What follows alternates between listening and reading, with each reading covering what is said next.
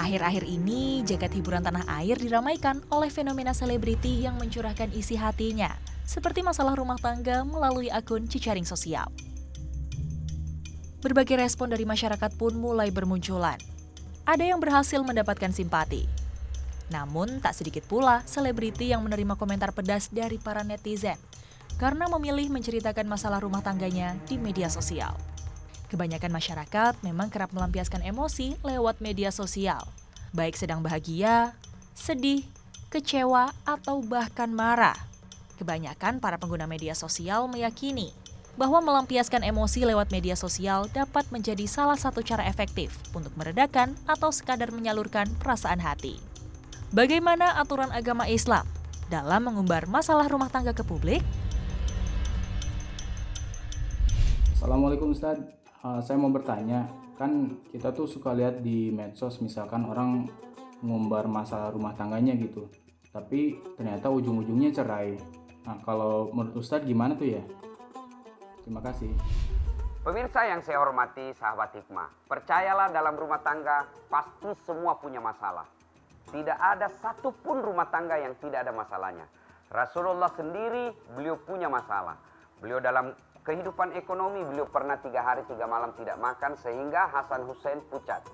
Dalam segi bermasyarakat, beliau bukan cuma dibully, bahkan pernah difitnah Aisyah selingkuh. Nauzubillah min zalik. Semoga Allah melindungi kita dari fitnah dunia seperti ini. Nah, tidak ada orang tidak ada masalahnya. Ketika ada masalah, 2 solusinya. Ista'inu bisabri wassalah. Sabar, perbaiki sholatmu. Saya sudah sabar, saya sudah sholat. Ternyata masalah itu belum juga tuntas. Maka solusinya bukan saling mempermalukan di medsos. Bukan saling menghina di depan umum. Tapi gimana caranya? Allah membuka pintu perceraian. Tapi ingat, kata Allah, cerai itu halal tapi sangat dibenci oleh Allah. Tapi tidak berarti tidak boleh. Dalam Islam tidak ada istilah cerai mati. Tidak. Islam ternyata romantis betul. Pernikahan pertama sampai usia ke-5 tahun.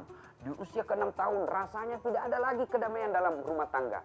Ingat, tujuan pernikahan itu satu diantaranya menemukan ketentraman jiwa. Apabila pernikahan itu sudah 5 tahun, 10 tahun, rasanya pembahasan itu terus. Pertengkaran itu terus. Sehingga 10 tahun tidak ada kedamaian jiwa dalam rumah tangga. Maka solusinya bukan saling mempermalukan, tapi cerai. Cerai baik-baik. Cerai baik-baik itu bukan saling mengungkit aib, tapi saling berbesar hati untuk menerima kelebihan dan kekurangan. Datang ke kantor urusan agama, memutuskan tali pernikahan yang pernah kita lakukan. Dengan catatan, setelah perceraian, masing-masing punya tanggung jawab. Assalamualaikum warahmatullahi wabarakatuh, Pak Ustadz. Saya Rati dari Cinere mau bertanya, apa sih sebenarnya hukumnya menafkahi anak bagi orang tua yang sudah bercerai? Karena sekarang ini kebanyakan justru ibunya yang menafkahi anaknya dan bapaknya lepas tangan. Nah, kalau untuk hal seperti ini bagaimana Pak Ustadz? Mohon jawabannya. Terima kasih. Wassalamualaikum warahmatullahi wabarakatuh.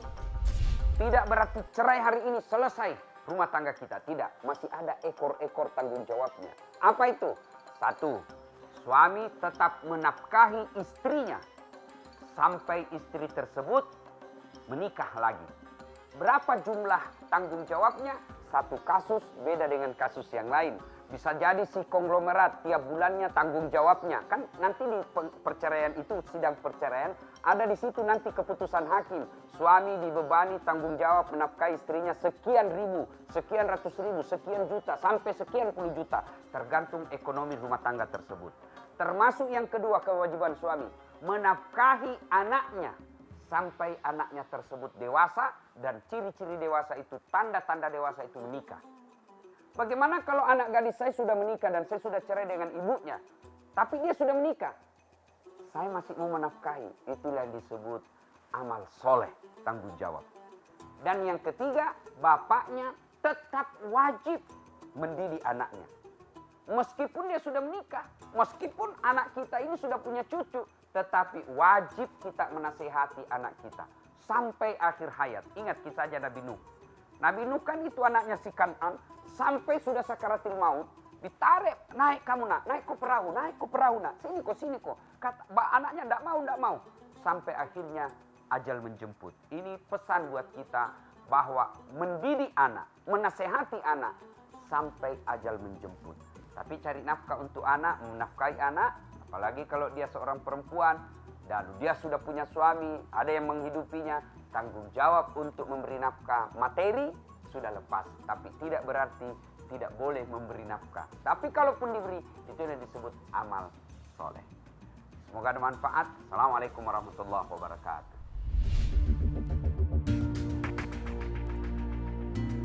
Karena Islam bukan hanya datang membawa kemaslahatan buat manusia, tapi rahmatan lil alamin, rahmat bagi seluruh alam.